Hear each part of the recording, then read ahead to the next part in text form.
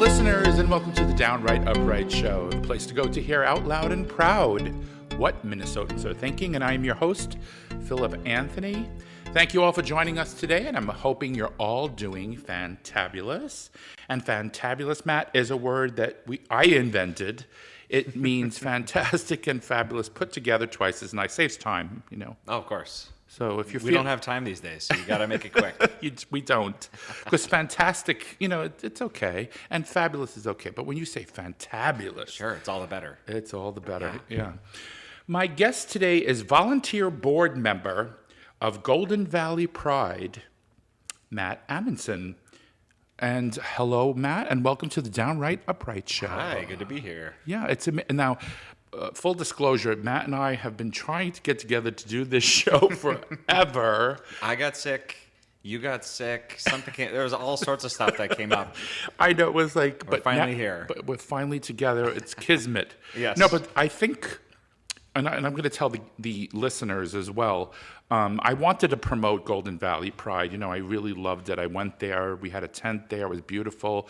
I mean, it was bigger than I thought it was going to be. I thought it was going to be a small little, dinky little thing. But there was like a bandstand there. Two bandstands. Oh, I must have missed the other one. Yeah. Well, I emceed the one on the northern end. You were down by the south end. Oh, I see. There's one on the north end, too. Okay. Oh, yeah. And then the food trucks and beer tent and kids area, yada yada. Yeah. Wow. I know. It was really so. Farmers market. Yes. I know. And so, unfortunately, ladies and gentlemen, you have to wait till next year for Pride to go. But I wanted Matt on here to talk about it. So when he comes on again next year to promote it again, we're going to talk about it even more in depth, right? Yes, and hopefully even bigger next year. Yeah, you know? Well, it's going to get bigger and bigger every year. Yeah, because I heard the first year it was really small, and then now it's like, you know, ginormous. We guessed, because we didn't track it, but we guessed probably about 7,000 to 10,000 attendees that day. Really? Yeah. Oh my goodness gracious! Well, I had a blast. It was so Me great. too. It was a fast day. It was crazy. I know, everybody was so nice positive. to us. Yeah, yes. It was all you know. Even the Twin Cities Pride is such a wonderful experience. And everybody, you know, like I said, I had that Pride show where I had my microphone out there and Twin Cities Pride interviewing people, and every single person were using the same words: love, community, safe space. It was great. You know, and I'm probably going to do that next year at Golden Valley Pride. I'll bring the mic there. Oh, that'd be great. Yes. Yeah, because I didn't do it this year. Yeah. So yeah. All righty. So before you heard it here first, folks. Yeah, well, you got to get me to do it. Right. Yeah. I got you on recorded. And you're going to be the first person that I interview. How's All right, that? Deal. Is that a deal? Yep. Okay. So before we talk about your work with Golden Valley Pride, would you tell us a little bit about yourself so that the listeners can love you even more than we already do? For example, where you were born, raised, went to school, and what your current occupation is, whatever else you want to share. Sure. Yeah. So I grew up in Bloomington, Minnesota. So I've always lived in Minnesota. I'm Minnesota born and raised, and I have nothing against other places in the world or the country. It's just I'm comfortable here. I love it here. My family's here. I have so many good friends here, so many good experiences. I'd love to travel, but this is home. So I just want to continue that world. So have you ever lived anywhere else? No, I haven't. I went to college. So I grew up in Bloomington. My parents still live in the house that I grew up in. And I went to college, St. Cloud State University. So there for a few years, and I moved back down to the cities, lived with some friends, in my 20s and 30s, living in Edina for a little bit, lived in South Minneapolis for a little bit. I moved back up to St. Cloud for a few years, lived with now an ex for about 6 years, I believe I was up there, 7 years, something like that. And then moved back down here to Golden Valley. And then I just bought a house, so I'm moving back to South Minneapolis in a few weeks. So congratulations. Kind of bounced around a little bit. Thanks. Oh, and I lived in Richfield for a little bit. Forgot about that. So kind of been around. Yeah, but it's always been and I forgot about Alexandria. I lived there for 3 years. I can't forget that either. Wow. Yeah, I've been quite a few places. Yeah, but not out of state. Always never in out of Minnesota. state. Yeah. And what's your current occupation? Yeah, so I used to be a teacher. So I'm going to start with where I used to be to kind of catch you up to where I am today, because a lot of where I have been has led me to where I am. So I was a teacher. I was a high school teacher and a middle school for a couple of years as well, English language arts. And I taught in St. Paul. I taught in Alexandria. I taught in Jordan. I taught in St. Michael. And in all those places, I learned a lot, and I got to know students and hear about their lives and experiences. It was just wonderful for me. Like, I grew so much in those years, just hearing about the worlds that they came from. I just kind of soaked up all these stories right from these students, and it was just it was fun for me just to kind of explore some of my own like reflections and that sort of thing. Doing that work, like teaching, is such an intense job. So taking a lot of time and interest in other people was really interesting and engaging, and kind of helped me grow a lot. And then after a few years, my last school district I was in St. Michael, Albertville, and I became an instructional coach. So what I did in that job was I coached teachers on their teaching. So I would be in their classrooms. I would provide data for them on what they're doing and how they're engaging with students. I would support them with their professional goals. I did a lot of district-wide training, and I started doing some regional training as well. And then I became the advisor for all the coaches in the school district. So then I worked more with district-wide committees. I worked with the superintendent and principals and did all sorts of big stuff there. So that was really fun and really interesting work, and just got to work with professionals in a professional setting. It was an amazing job, and really challenging. I kept growing and growing, right? And then I realized that I wanted to keep growing.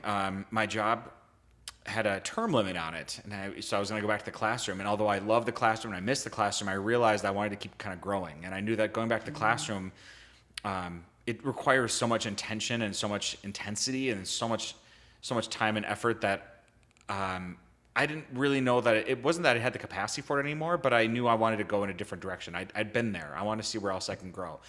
So I met with the job coach. I did some learning. I networked with a whole bunch of people. And I ended up staying in higher education, and I work at the University of Minnesota at the medical school. And I am a learning and development manager for the Office of Diversity, Equity, and Inclusion. So what that means is I do a lot of training for faculty, staff, some students as well across the medical school on such things as implicit bias and microaggressions and bystander interventions and workplace well-being, those sorts of things too. So I get to take a lot of the skills that I've taken from my teaching career and my coaching career, and now I get to use it in this capacity with professionals. And it's really amazing work, and I really love it. So I've been there about 14 months now, and there's no slowing down, and it's been great. Oh, wow. Really love it, yeah. Well, I think I was talking about this one of my shows. I don't remember which one, but we were talking about Florida and how now it's diversity and inclusion are like not allowed. Actually, they're not allowed to even bring that into the curriculum or anything. And what your job would probably be defunct if we had a red wave in Minnesota, God forbid. I mean, I don't think that's going to happen. Yeah. But what are your views about that? Yeah, it sounds scary, right? And when you're not the first person to say that to me, especially in the last few months, where there's SCOTUS rulings and all these other things happening, particularly with Ron DeSantis, right?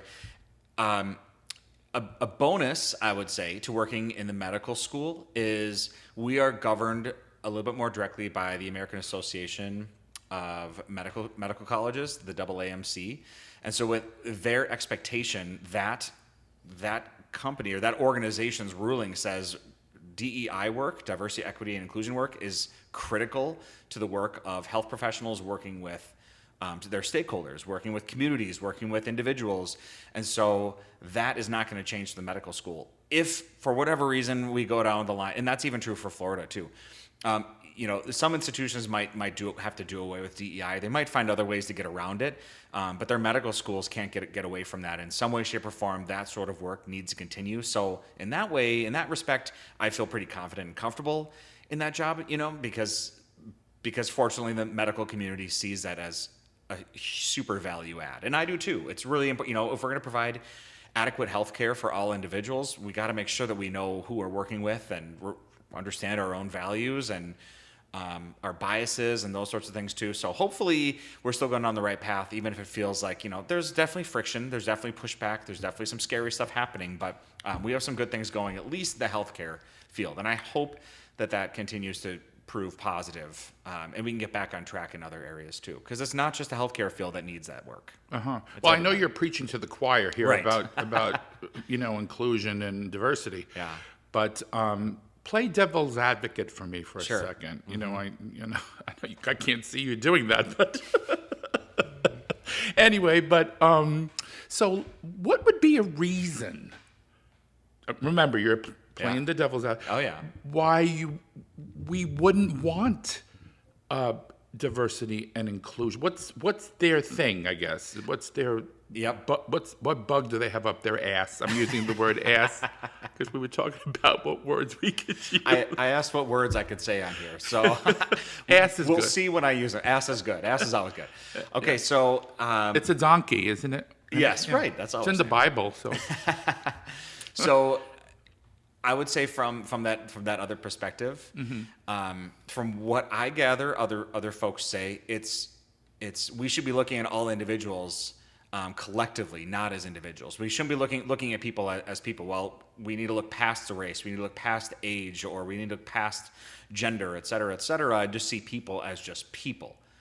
So that would be the other perspective of it. but they're not looking at us like that. No, they're not, and that's what's unfortunate. It's the great irony, right? It's like saying, well, we should just look past all these things and just see people as people, and then they're going ahead and not looking at people as, what we need to be doing is seeing people as individuals, because every single person on this planet is a different person. We all expect to be treated as an individual, right? And so when we're not treated that way, of course we're going to deal with issues, and it's kind of one of those things. I say this all the time, but it's much easier to look out a window than it is to look in a mirror. That self-reflection is really. I'm not the first person to say that. I didn't coin that. I can't claim it. But I say it a lot. You're like Socrates now. No, maybe he created that. I don't term. know. I don't know. I have no idea. But that whole, I love the concept of that because of how challenging it is to do self-reflection, and we all. I know as someone who does self-reflect a lot, I know it can be challenging. It can be really tough to look and really dig in and dive in it and really determine where are these areas that need to grow, or where are my blind spots, where are the parts that maybe I'm holding myself back or holding others back. It's tough to do that, and sometimes we don't want to do that because we don't want to think about those bad things, right? Those are scary thoughts. Mm-hmm. But if we don't do that, how are we moving forward? How are we growing? How are we making a better world for ourselves and others? Exactly. Sometimes we gotta take a hard look in the mirror. Absolutely.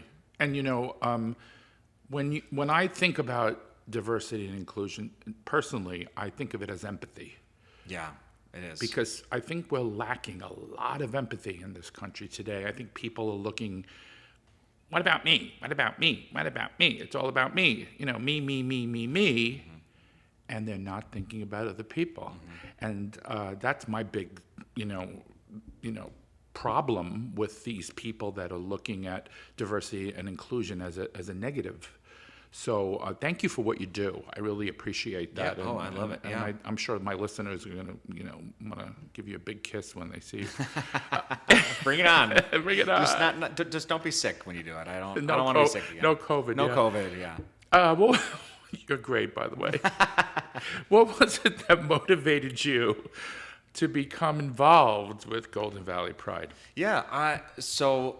For one, I've been part of Golden Valley Pride for 2.5 years now. Yeah, 2.5 years. I moved down here to the Twin Cities from St. Cloud right away early in pandemic, so June 2020.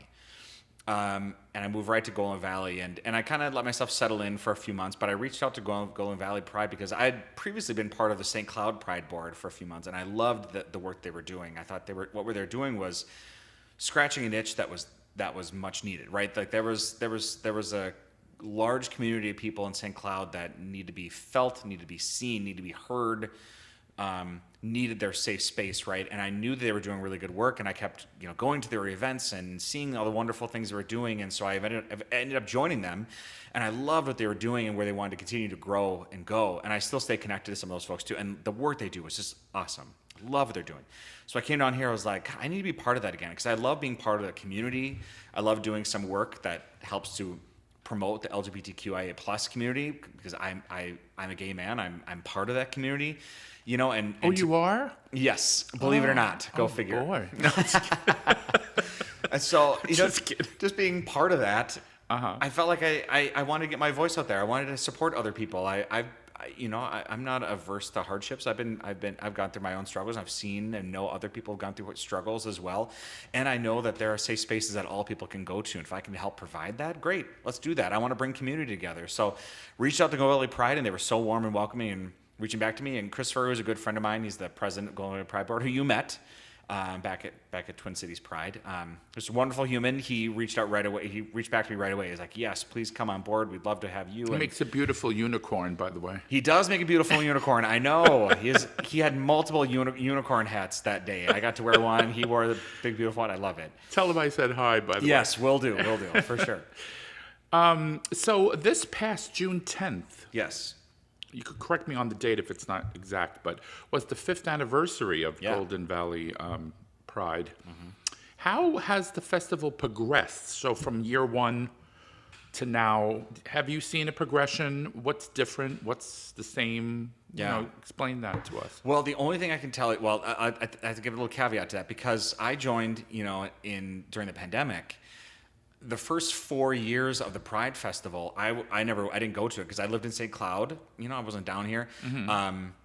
So the only thing I know about those years are stories, really. So the 5th anniversary this summer in 2023, technically, I guess the 8th year, but there was a 3-year gap in there due to the pandemic. So it was the 5th anniversary, but there's a little asterisk in there. So, but what I do know from stories and from what I've heard, there has been tremendous growth in attendance. You mentioned earlier about how there was, I guess, about 7,000 to 10,000 folks who were there that day.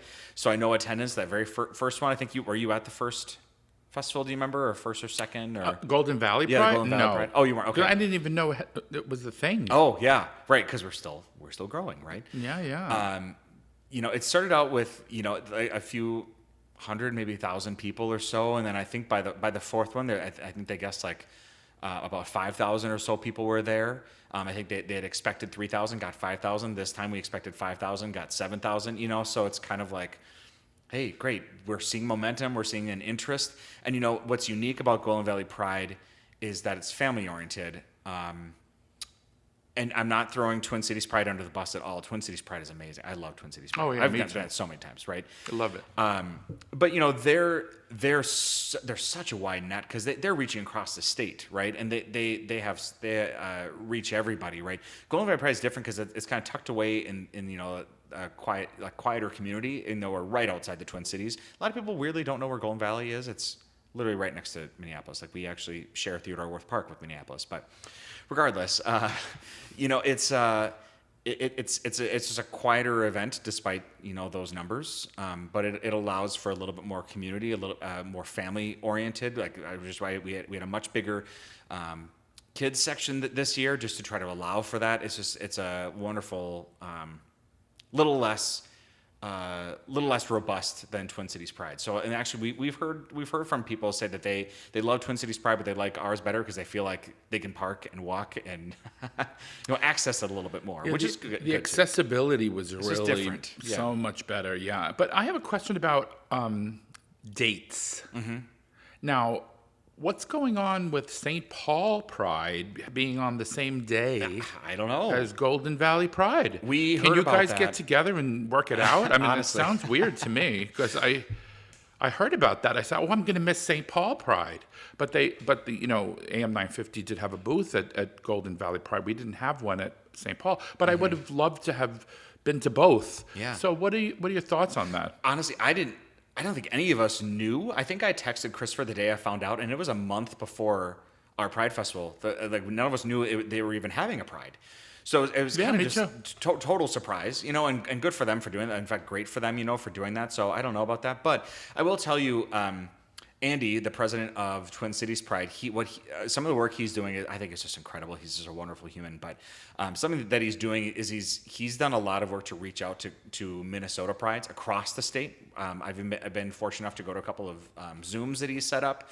And something he's doing is kind of creating this let's calendar all of these Pride festivals so that we're not overlapping, so we can reach people. And so I know he's sort of in the works to do that. I hope I'm right about that. At least that's what I recall. So Andy, I apologize if I'm lying, but I'm almost positive this is true. Well, if Andy's doing that, tell him thank you, because I think all of us want to support Pride yes. in every venue. I would have liked to have seen St. Paul Pride, because I think it too. was, if I'm not mistaken, so correct me out there if I'm making a mistake, but I think it was their first annual It Pride. was, yeah, yeah. So that would have been a momentous thing for me to For be sure. attending. But unfortunately, I wasn't able because I was at Golden Yeah, Valley that's Pride, okay. and they're diametrically opposite sides Right. of the Twin Cities. So I can't. It's not necessarily around the block from Right. So, but anyway, I just thought I'd throw that in there. So hopefully, you guys could work it out so that we don't miss any of the prides that we. Yeah, and Hopkins also, they had their first Pride this year too, and it was the week after ours. And I went to that one, and that was also really great. Much different vibe than ours. It was a little smaller. It was just kind of on a city block, so it's just a little. We're at Brookview Park out in Golden Valley, right? It's a big, expansive park and picnic tables and that sort of thing. Hopkins was like in their downtown. It was really cute. They had a stage with drag queens. It was awesome. Just a much different vibe. That's kind of the cool thing about having all these different prides, is that you can kind of go the direction that fits your community or your values, and I think that's amazing. So I agree. Let's spread them out and spread the wealth. And man, I would totally love to do like a pride crawl, just like hit up as many as possible, see what different people are doing, and see those communities in action. Yeah. Hopefully, they can get like a calendar made. Yes. Where you have the month of June, what day is St. Paul Pride? What day is Golden Valley Pride? What day is... I heard there's even a Burnsville Pride. Oh, I didn't know that. I know. I heard... But that was a couple of years ago. Okay. And then I haven't heard anything about it lately, so I don't know what's I going on. I will tell you that Lavender Magazine, they do make a calendar. They come out with their Pride issue, I think end of May or beginning of June, and they do have a full calendar in there. And they talk about all the different prides in each one. So I'm So going to have to get a hold of a copy of that. yeah. So They're I a good was... supporter of us too, Lavender Magazine. Oh, are they? Yeah, Oh, and Twin Cities perfect. Pride. They've been wonderful. Of course they are. I Yeah. mean, they have to be. Well, they don't have to be, but I'm thankful they are. It's good for them to be. It helps them, fit their being mission. a gay magazine, Yeah. I mean, it would be kind of silly if they weren't. It would. So I was made aware that Golden Valley Pride is the largest suburban pride in the Twin Cities. That shocked me. Yeah. How was the festival first conceived? And were you among the initial group of organizers? Were you there when they were first doing it? And how did it come about? No. Yeah. Like I said, during that time, I was in St. Cloud when they first came together. And at this point, I believe there's only one member of our board who was there from the onset. From the and that's onset, Peter Knabley, and he's just a wonderful human, and he's done some incredible work for Pride over the years. So he's kind of one of those like, oh, Peter, please don't leave. If we were to ever leave, it'd be like, he's a staple. But I would say that about anyone on our board. We have such a strong board. Like, it's a group of 12 wonderful, wonderful human beings. Well, you guys do a great job. I mean, I thanks. was there, and it was just, I'm telling you, it was, me and my husband were like, wow, this is bigger than we thought. Yeah. Well, it's it like- took a lot of time and a lot of intentionality. Our next meeting, we haven't met since Pride. We took a break since our event. Our next meeting is actually in 2 weeks to kind of do some debrief and start planning ahead, and then we'll start back up in October to like really dive in and get working again, because it takes a long time to put that together. Well, good luck. Yeah, I thanks. mean, I'm going to be there. Yeah, expect a phone call. So I'll be there with bells on. okay, I hope literally. With my microphone. Okay. So I want to get a feel for that crowd as well. Yeah. How do you acquire your donors and sponsors, advertisers, vendors, et cetera, volunteers even, to contribute to the success of the festival? Part of it is our website we keep up to date, or we try to. We did acquire a new website just this spring, just before our Pride Festival. So that was kind of we got to get this done as soon as possible. But we didn't want to screw it up, right? But even so, it's a good way just to connect with folks easily, right? But even just reaching out, a lot of folks who are on our board, they attend meetings. We attend local businesses, we talk with people, and when it really comes down to sponsors, we have built up relationships over the last few years, whether it's just being in attendance at these businesses or working in these businesses, because they're local communities, right? And then some of it too is like some of these sponsors they've been sponsors since the beginning. We have some amazing folks who have donated money and time. And unfortunately, like we need a lot of money. That's the reality of it. That's my follow-up question, actually. Yeah. So you want to add to it? You anticipated it. You must be a psychic. Maybe a little bit of both. Just kidding. I'm like I said to you before. I'm a firm believer in supporting companies and businesses that support LGBTQ events. Yeah. Can you tell us just a few of the advertisers as you pull them up? I'll give you some time. Supporting this event, so any of our listeners can patronize those businesses, because we want to support businesses that support us. It just goes hand in hand. You give, love travels. You give me love, I give you love back. So absolutely.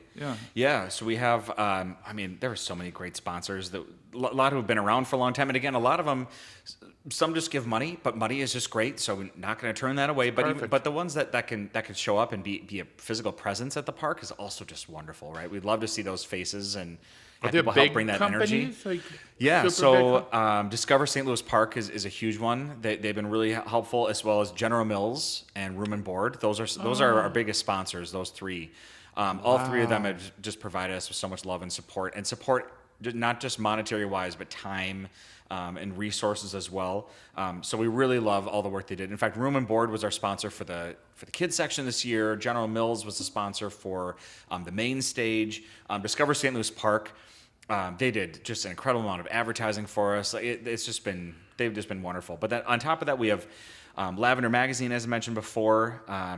There's a company called AV for You and Stage Time Productions, and they're responsible for all of the stages, like for both stages that we had, all the sound equipment that we had. Just the work that they did there was just incredible. Wow. I cannot give up enough applause for them. They are just amazing. Yeah. So all these businesses, people, go and buy some General Mills cereal. Yes. When you're going to eat cereal in the morning, make sure it says General Mills on it. So Cheerios or Lucky Charms or whatever you got to get. See, I love General Mills for what they're doing, but it's a little sweet for me. That's fair. I mean, you can cut it with some Cheerios, do like a half and half situation or something. Yeah, that's it.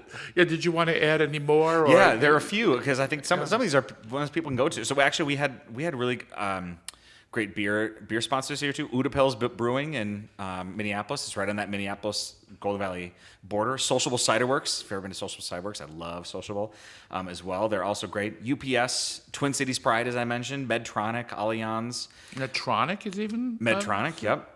Wow. Lunds and Byerly's, State Farm, AM 950. Got to throw it out to you guys. You guys were also great, and I also got to connect with you and your husband, some other really wonderful folks at the Golden Valley Pride too. So thank you for that. You're welcome. We love you guys. Yeah, and we love you right back too. So and there were multiple churches and the DFL. I mean, there were all these people that just showed up, right? And that's exactly what we want. And then on top of that, of course, we have these food vendors that are willing to support, and these bands that come in. The food was so good. It was, I know. And I don't know how much the music you heard. I mean, you're down by the main stage. So you heard the three main bands, right? And they were awesome. Well, I'm going to give a teaser now. Oh, sure. So I met one of the singers that was singing on the bandstand at Golden Valley Pride. I'm not going to say who it is. I'm going to surprise people. She was on Broadway in New York. She's a big deal. She wants to be on my show. Oh. And definitely a teaser. Yeah, it's a teaser. So she's doing cabaret venues right now in the cities. A lot of people out there will know who she is if I told you her name. So I'm going to leave it as a teaser, so you can tune into my show and find out who it is. I think I know who you're talking about, but we don't have to share that here. Okay, I'll keep it quiet. We'll do it off camera. Yeah. Off camera. Off microphone. I was like, where's the camera? I would love to do a video a podcast someday, But everybody says I have a face for radio, so. Oh, that's not nice. I know. Screw everybody. No, it's a joke. Who needs them? It's a joke. So what are the aspects of your position with Golden Valley Pride that you find the most challenging? What are some things that keep you up at night that you find hard or challenging? Honestly, I think the only challenge that I really faced, and this wasn't something that was just me either, I think some of it was just, Golden Valley Pride it's not my primary job, right? It's not a source of income. I'm a volunteer board member, right? Right, yeah. So it's take up that extra time, but it's time that I want to give. So I'm happy to do it. But it's it's that extra time that we and all that me and everyone else who's on the board that gives to make these phone calls, to keep these connections, to reach out to other folks, and when we can make those connections, it's really wonderful. When we have to, when we can't make those connections, or we're like making all these phone calls and not hearing from folks, that sort of thing, it's rare. Most people that we talk to are really happy to support and happy to help too, but sometimes there's a lot of like reminders and that sort of thing. So we communication is tough, we get it, everyone's busy, but I think the hardest part is really just like it just takes extra time, but at the same time it is our passion for it that makes the time worthwhile. So I think that's probably the only challenge. And when we were talking before about, I should have piggybacked before, but I just thought of it now, sponsors and advertisers, et cetera. In this climate, because you remember we were talking before the show about Bud Light and how that connection to LGBTQ caused the company to lose lots of money, and because of Dylan Mulvaney. What are your thoughts about that? Do you think that more companies are going to frown upon, supporting our event, or the opposite's going to happen? What do you feel about that? So, along with talking about sponsors, since we're piggybacking off of that, I actually, talking to all these people that I talked to this past year, making these connections for Golden Valley Pride, and even just hearing from from the other board members about their connections they made. It's actually, I was just saying how the time part is the hardest part, right? In making these connections, but it's so rewarding to have these conversations with people, whether it's via email or over the phone or in person, how excited people get over being like, yes, we'll give time, we'll give money, we'll get like, what do you need? We'll put up flyers. It's just been amazing how few people said no.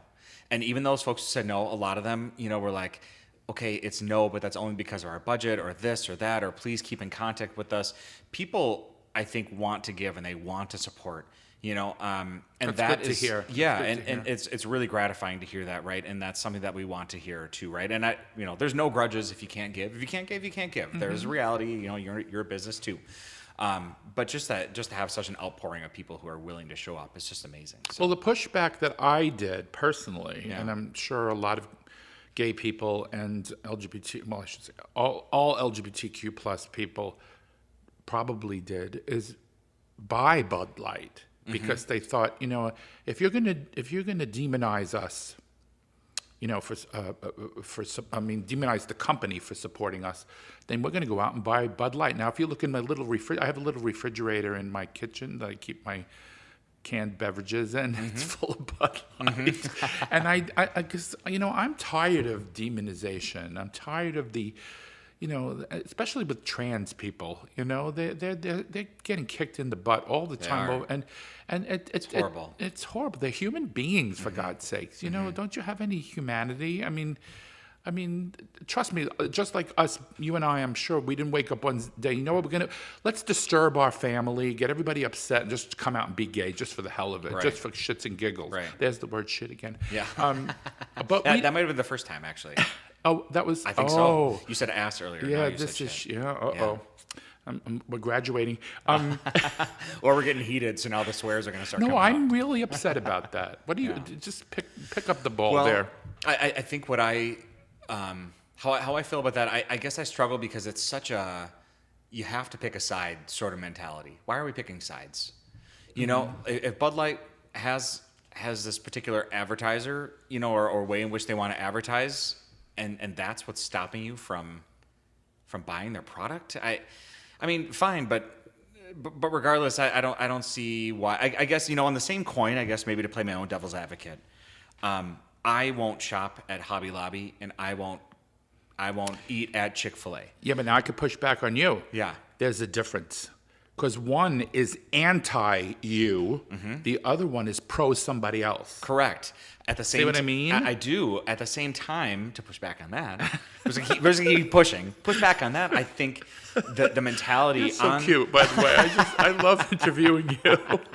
Well, you're doing a great job interviewing. You're adorable. So I love it. Thank you. Yeah, of course. You promise you're gonna do my show again? Well, I hope so. Oh God, Yeah, you keep better. inviting me back. No, yeah. So back to my push. Yeah. So, Okay. for those folks that support Chick-fil-A, that's their viewpoint, that they're, regardless of whether it's like pro or anti, in their mind, this is something that I support. I'm supporting this anti thing, right? And we are trying to, us are trying to support this pro thing. So even though you are correct with it's anti versus pro, I think in the same coin, I think there's a mentality on the other side that this is, and I even hate to say the word other side, because that still continues this conversation of it's us versus them. And Yeah. And I wish it weren't an us. Me us too. Versus, it so feels that way, and it feels so fueled by the conversations we have over, the left versus the right, Yeah, and Democrats, yeah. Republicans, and gay versus straight, and black Yeah. versus, like, everything is like, why not? Things in the world are not so black and white. Why are we thinking in black and white? Why are we acting in black and white? Okay. So this is what, to finish this, put a the icing on the cake here, Yes. and then we can move on. Okay. I think what they should have done, to get my support, if Chick-fil-A would have said, we are a Christian company, we support Christian values, but we love everyone. Mm-hmm. Maybe that would have worked better. I'm here for that. Just say that. Yep. Because I'm one of God's children, and Yes, so we are all you. are. Mm-hmm. And to just not bring up the gay thing and just say, we're a Christian organization. We believe in, Jesus was the Son of God, and he was my Savior, and da da da da. Great. Mm-hmm. I wouldn't have a single problem with that, because everybody has a right to believe what they want. Mm-hmm. But when you start anti-ing and othering people, that's where you lose me. Yes. I agree. That's the way I want to end. That's why they lost me too. Yeah. The final question about. So can you talk about the food trucks and the children's activities, and very sure. quickly before we go on to my favorite part of the show? Okay. Yes. So food trucks, we did have we had some really great food this year. So this year we had Ben and Jerry's. We had we had Junebug, Carolina Flair. We have Roland Nolan's Barbecue, Caribou Coffee, Cookie Dough Bliss. There was some good stuff, yeah. So trying to get a good variety of, sweets and savory, and oh my gosh, it was awesome. Well, at the end of the show, I'm going to give an email where the listeners can go to check out Golden Valley Pride and everything that, all the vendors and link it on there for sure. The whole ball of wax, so they could learn and support it. Yeah. If you're an ally out there, if you're gay, if you're trans, if you're a lesbian, whatever you are, you can go out to Golden Valley Pride and enjoy yourself. And just because life is short, have fun, for God's sakes. Go out there and enjoy and support your community. We really try to do something for everybody. You asked about the kids thing too. There's a bouncy house. There was cornhole, for kids to kind of play, and we even had. I don't know if you saw. There was Stonewall Sports came out and had a volleyball game and a kickball. So we really tried to have something for everybody as much as possible. Yeah, I wish there was a bouncy house for adults. Anyway, when was the last time you were in a bouncy house? Those things are painful. Last time I was in, I was like, that's the last time. I don't think you want to as an adult. Trust me. We're too big, Matt. That's what it is. We're too big. That's right. How many men could you fit in a bouncy house? Only one way to find out. Oh God, I love him. Anyway, and now we have come to the part of the show. Okay. I like to call the shift. Don't forget the F, because if you don't pronounce the F, we have a lot of problems. Right. Where I shift the questioning away from your personal journey and towards a discussion of current events. Okay, let's do it. Are you ready for this? Let's do it. Okay. So as you probably know by now, the twice impeached disgraced former president was federally indicted again now. I think this is the third time. Yes, it was. And he was charged with 4 felony counts for an attempt to overturn the 2020 election. Also, he's currently facing dozens of criminal charges in 2 other cases. And before I ask you a question about this, and I'm going to enumerate the charges so you and the listeners can, because this has just happened, so that we can get a better feel about what actually he's being charged with. So the summary of charges is one count of conspiracy to defraud the United States applies to Trump's repeated and widespread efforts to spread false claims about the 2020 election while knowing they were not true. So he knew they were not true, and they can prove that. And for allegedly attempting to illegally discount legitimate votes, all with the goal of overturning the election, prosecutors claim in the indictment. So if they can prove that, that's right there. I mean, you're the president of the United States, and you're trying to, cancel people's votes and lie about, it's scary. It is. The second count, is one count of conspiracy to obstruct an official proceeding was brought due to the alleged organized planning by Trump and his allies to disrupt the electoral votes certification on January 2021. So remember when he got on there and says, go to the Capitol and, Find those votes. Yeah. Oh, yes. And be wild, too. Yes. What was the term that he used? I think that's what he used. This will be wild, or it'll be wild, something like that. Yeah, something about wild. Yeah. First of all, from what I heard, there wasn't supposed to even be a demonstration on the day that they counted the votes. It was supposed to be a week before that, but he personally had it moved, is what I'm gathering from this. Anyway, so the third one is one count of obstruction of an attempt to obstruct an official proceeding tied to Trump and his co-conspirators' alleged efforts after the 2020 election until January 7th to block the official certification proceeding in Congress. So he was doing things, when they have to count the electoral votes and they have the people walking in with the boxes and it's basically procedural. It's not supposed to be a, melodrama. You're supposed to just bring the votes, count them, and say goodbye, have a nice day. But it didn't turn out quite like that. Right. And the last one was one count of conspiracy against rights, refers to Trump and his co-conspirators' alleged attempts to oppress, threaten, and intimidate people in their right to vote in an election. So, intimidating people to go out to the polls itself, blocking people, doing whatever they can to stop it. Yeah. So my question is, basically, after hearing all of these four charges, what are your thoughts about all of these things, and what do you think about it, in your opinion? I'm angry. Because, I always say, and that's a very good answer, because that's probably what I would say if I was across from you. But I think if the tables were turned and President Obama was accused of these things and the Justice Department brought these four charges, I wouldn't be like, yay, I'm going to support him even more. No. Sure. No. It's not a me versus you or red versus blue. It's right versus wrong. Correct.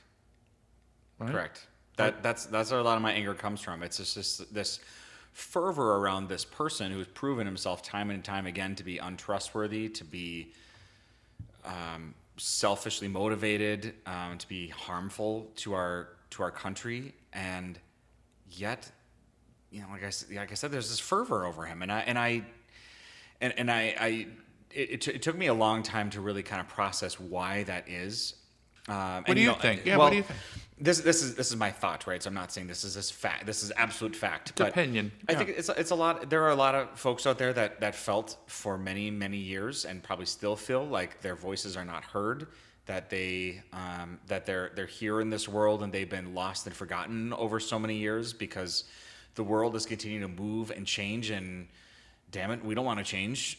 Things were fine. Like, why are we trying to talk about race? Why are we dealing with these sorts of issues that don't relate to us? Let me just deal with me and my own, and I want to have my thing, and not look out for other people. And Yes. kind of to that point that you said earlier, a lot of people are just looking out for the individual.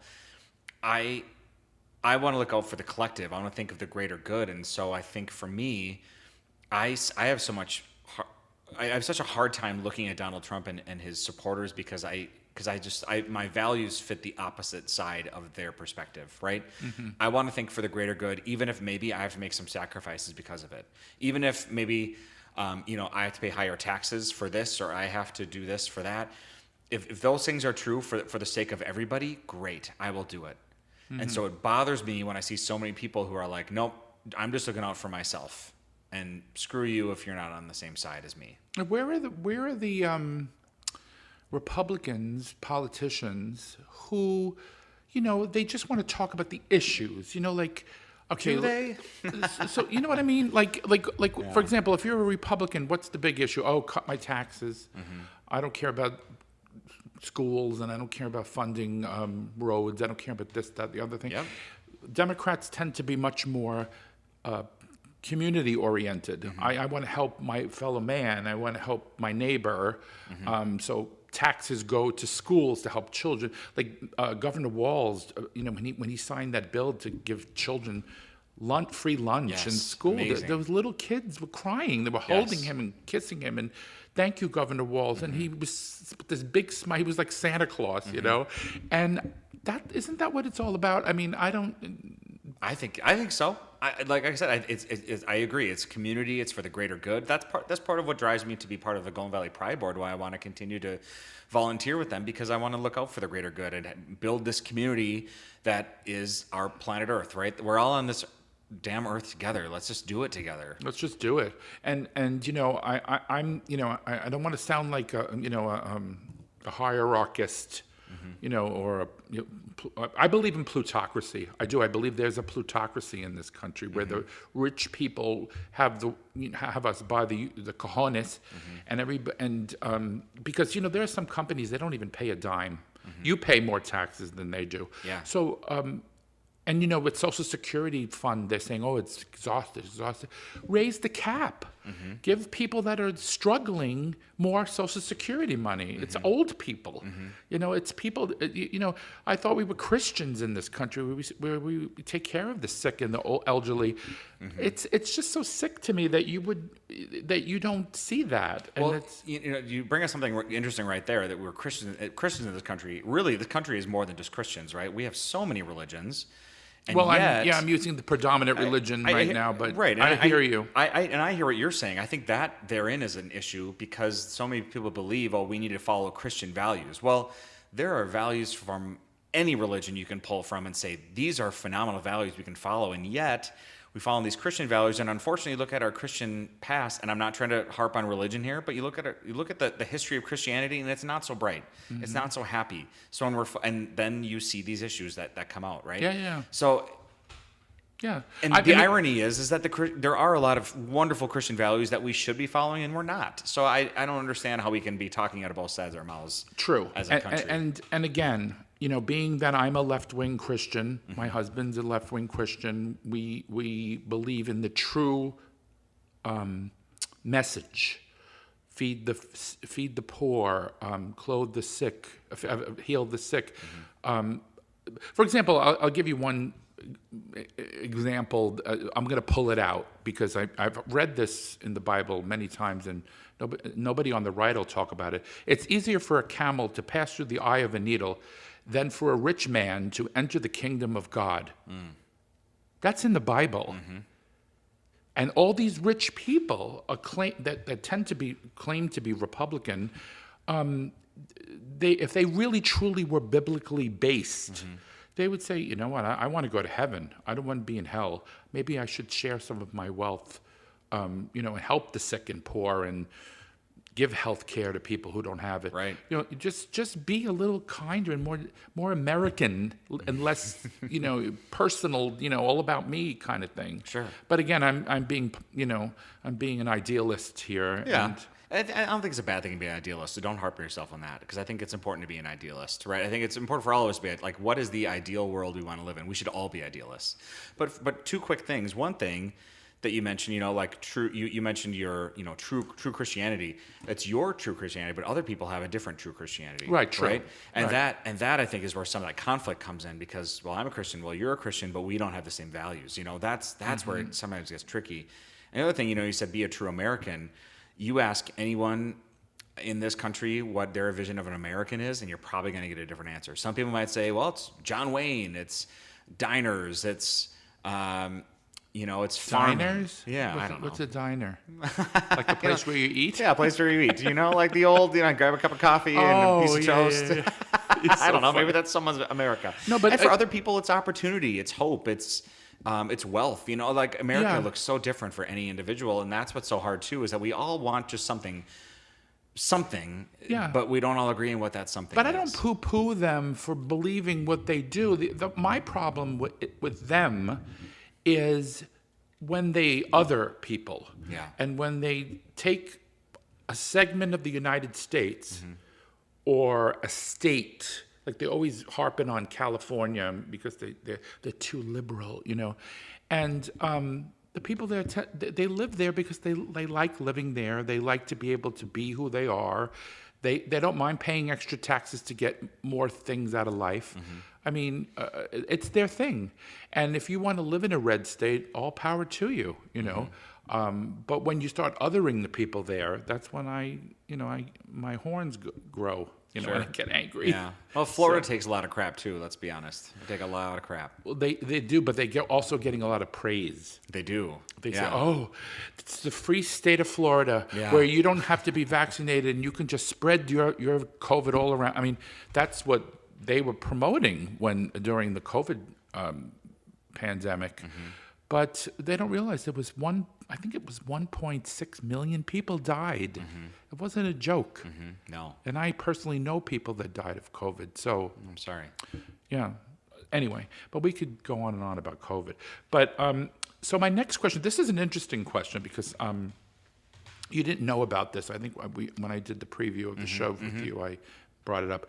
So Republican candidate, former Texas Representative Will Hurd, was actually booed in a ballroom filled with 1,200 Iowa Republicans when he got up in front of the crowd and stated, I'm going to quote what he said. I love it. I just love it. You got me nervous. No, don't get nervous.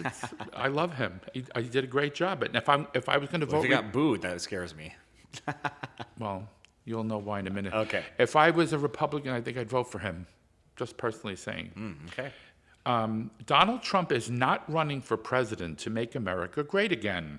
Donald Trump is not running for president to represent the people that voted for him in 2016 and 2020. Donald Trump is running for president to stay out of prison. And he got yes. booed. Why people didn't want the truth. That is absolutely That has to. I see no other Oh my perspective. God! I can't believe you just said that because you're predicting what the next part of of what I'm going to say is. Okay, sorry, I got ahead of So myself. it's okay. After he made the statement, there were many boos heard in the crowd.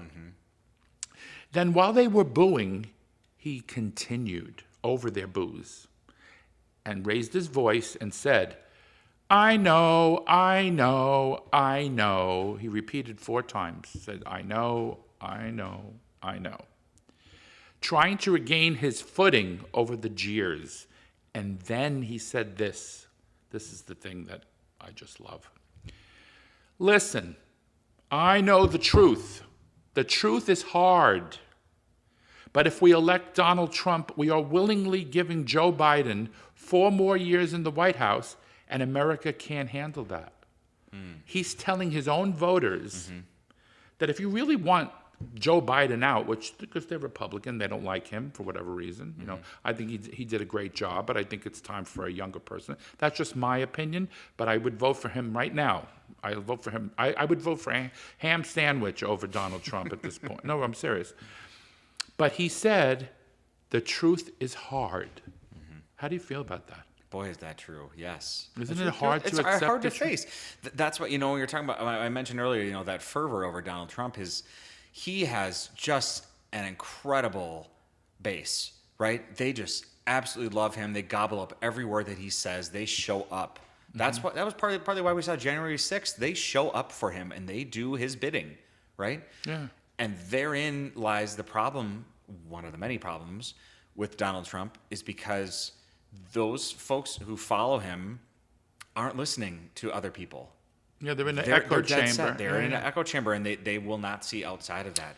Even, it's interesting hearing I was listening to NPR this morning, and there were quotes Oh, you know what? It was the Daily Show.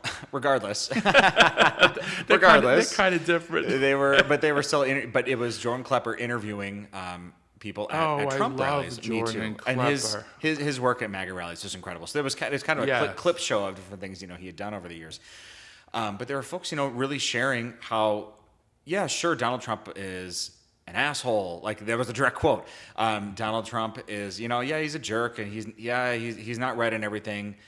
But, they had all these, but he's, So regardless of looking past these horrible things that he's done and the horrible parts of who he is, they can look past that and just love him for whatever reason, because he's charismatic. Cult of personality. It is. That's what it is. But I wanted to expound a little bit on Will Hurd. I personally want to pat him on the back for what he said. I mean, he's probably more conservative than Donald Trump when you think about it, because he's a Texas guy. But he's telling them the truth hurts. Do you think him going up there and making that splash in Iowa, do you think that's going to hurt him? Yeah. I mean, it'll hurt him in Trump circles for sure, but it'll help him a lot for those Republicans who do not like Trump, because fortunately there are a lot. Yeah, but I heard that the percentages are fluxing all the time. Oh yeah, always. But what I'm hearing now is he's got a hard 36% of the Republican vote, which means there's a majority of Republicans. Donald Trump does, or Donald Trump does. Okay. So he's got that hard 36%. Now you got to remember, all the rest of the people that are running are going to split the votes, so they're not going to get a majority. But if Will Hurd was running against Donald by himself, he'd probably win, because he's telling the truth and he's saying because they keep losing. But Donald Trump didn't tell the truth, and look where that got him. It still got him the presidency. Right, but they don't win the popular vote, Republicans, anymore, because I don't know if it has to do with Trump or their policies just suck. I mean, that too. But a little bit of both. A little bit of both. I mean, they got to help these working class people, mostly working class Caucasian people, who are feeling alienated. And I think the Democrats need to address that a little more. That's another thing, but for another show. But I don't think it'll help Will Hurd if they whittle down this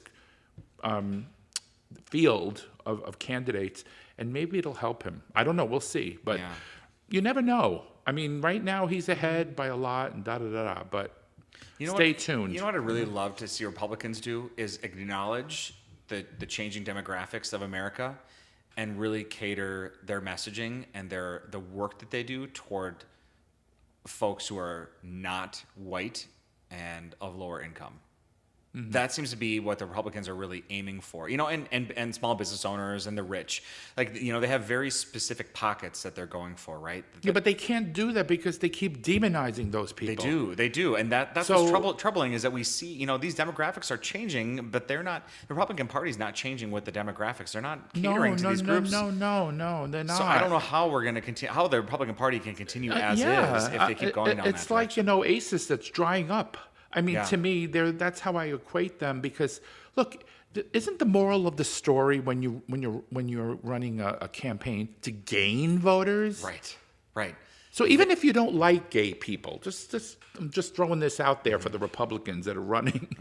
Even if you don't say anything about it, then it's better to shut up about it than say, oh, gay people are indoctrinating my children, and trans people are sexual perverts, and all. Those words are not going to gain you any people. No, they're not. If you try to say that, and it's further dividing us. And if you try to say slavery had benefits, like in Florida, the new curriculum says slavery had benefits because they learned all of blacksmithing, and they learned how to craft work and all this stuff. So it was a benefit for them to be enslaved. I think that is disgusting. It is. Personally. It's asinine. So how are you going to gain electorate? How are you going to gain people? How are you going to gain more votes if you're alienating all of these groups? I don't know. That's just my thing. Yeah, but they need better strategists. They need us to strategize. Yeah, that's what they. Maybe we have to work for the Republican Party. I don't know. Let's send this podcast over to them and say, hey, give it a listen. This is our audition. We'll be your strategists. No, I probably wouldn't want to do that. No. I wouldn't want to help them. I take it back. This is if they did hear this, maybe they would learn something, but they don't want to learn anything. So, the last question I have for you is: last week, Mitch McConnell, Senator Mitch McConnell, he froze and could not finish his speech in front of the media. He was standing in front of the podium, all of a sudden froze. Then also, Senator Dianne Feinstein, who was a Democrat, she looked confused during a Senate vote, and they had to prompt her to vote aye. Vote aye, vote aye. And then, okay, aye, she goes. Now, that's scary to me, and she's a Democrat.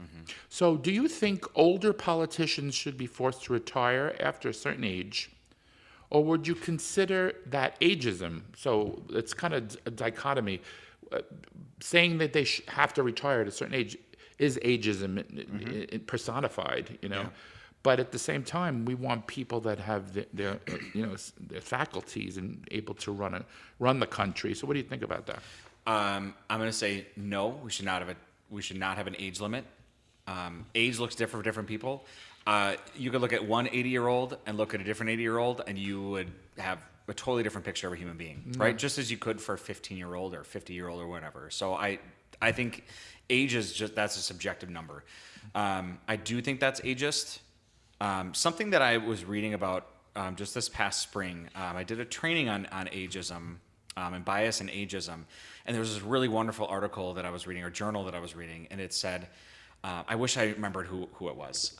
I can look it up and send it to you. But it talked about how the authors said the number one issue that we deal with in America is racism. Number 2 is gender, and number 3 is ageism. So, or sexism is number 2, I say, and then 3 is ageism. And ageism is the hidden ism.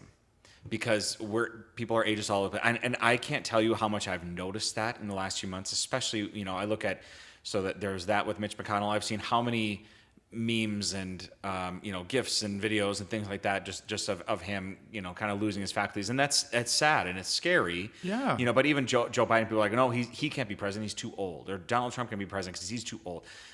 This idea of too old means what? Exactly. The different people, yeah. It does mean something different people. And I think to make that call based on a number is absolutely unfair. I do think that it is concerning to see those 2 examples you gave of Dianne Feinstein and Mitch McConnell. Those are certainly concerning. And when it looks to, the health of these people, like the mental, physical health of these people, if those are called into question or of a concern, certainly that's when some of those steps can be made. But we can't just. I think it's absolutely unfair to say we can just leave a blanket like, well, you've reached blank age, so therefore you're out. I don't think that's fair because let's be honest, a lot of people might disagree with this. A lot of people might not be super pro Joe Biden. That's fine. I'm not saying I'm super pro Joe Biden. I'm not. At the same time, I think some of the things that he does and the things that he says are amazing. And is he 80, 81, something like that? I believe so. And he rides his bike every day. Right. I mean, he's a health conscious person. The reality is he's still doing it. And he still does and says things. I'm like, hell yeah, go get him, Joe. I love that. I couldn't imagine Donald Trump on a bicycle. Oh, God, no. No. On that note, yeah, you're so cute. By the way, I just want to say I hope you come on the show again because I would love to. You're just an amazing person. You brighten up this show. I'm just one person. And you are amazing. You're the guiding light of the show. So you talk about brightening this up. It was already well lit before I got here. Is this the Mutual Admiration Society? I here? believe so. We're going to end this podcast with a hug, everyone. Oh, my God. Yes. So before we close the show out, and this is where I throw the ball at you and see if you catch it, are there any issues that I haven't covered that you would like to talk about? And oh, my gosh. I feel like we covered so much, and yet there's always a million things to talk about, right? I don't know. There wasn't anything in your mind that you could always come back and talk about it if you think about it. There's always more to talk about. I appreciate you asking questions about me as a human. I appreciate you asking questions about just like what's happening in the world because these are questions, these are conversations that people are having. Yeah. Right. So I see a lot of you in me, and I'll tell you why. Yeah, go. You're like the baby version of me. I'm the old fart version of you, because I was also an English major and I taught ESL. Oh, you did? I think I remember you telling me that. And then I wasn't liking it because it was very political there, and and kids didn't want to learn. It was almost like you're standing up there and you're more babysitting than you are trying to. Oh, I'm sorry to hear that. It was I taught older. Like high schoolers? I hate to say or? kids. Yeah. Okay. So that went down the drain really quick, and then I took a legal studies course, and that's how I became a paralegal. Legal assistant is the official title. So I did that, and then my mom died in '99 and became a flight attendant. So that's why I'm here in Minnesota, because I got based here. So so we have a lot of things in common when it comes to that. So we should talk about that more in the off the mic. Or next time. Stay time. tuned, everyone. Stay tuned, I got everyone. a little preview for our next conversation. Yes. Well, thank you again. Thank you. I so appreciate the invite. This is wonderful. So I'm going to give the listeners a little information about your Pride event. Yes, please do. So it's for more information about Golden Valley Pride, go to goldenvalleypride.com. That's kind of common sense, easy to remember. Hopefully. And thank you again for being a guest on the Downright Upright Show. I really love you. You are the best. You are really good, and you're very informative. And I always say this about all my guests, and I'm not going to exclude you. I always learn from my guests, and that's what makes this show fun to me. It's not for me just hearing my gums yap. It's getting the return volley from the other person across the table. And I love that. I got to say, that's what makes you a great host. Truly, I'm not just blowing smoke. That's what makes you a great host, because you're not just doing this just to get your voice out there. You're doing this to learn and allow others to learn too. You ask great questions. Engaging. Thank you. Oh my God, I love through. you. And now love right back at you. And to the listeners, thank you for spending time with us today. And please stay tuned for more of the Downright Upright Show in the future. This is your host, Philip Anthony, saying happy Pride, happy Golden Valley Pride for those of you who missed it. So we want to connect you to Golden Valley Pride, because it's coming again next year. And ciao for now. Thank you again, Matt. Thank you.